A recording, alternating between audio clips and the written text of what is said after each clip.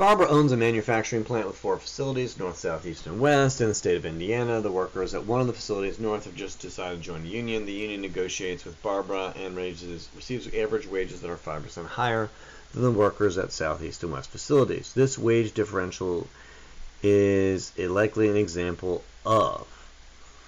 And the answer is pretty clear, like it's union power.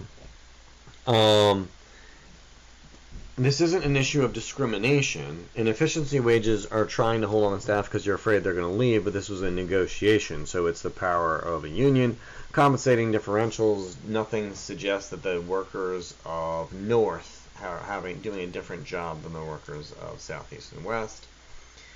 And we really don't know anything about whether she's actually paying a fair market wage. And this is like the mess of these problems. We just have to assume that.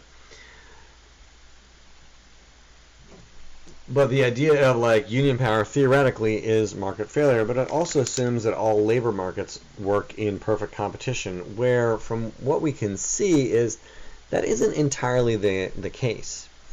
And so often it seems like it's more of a monopsony or imperfect competition, which is a concept we'll get into later.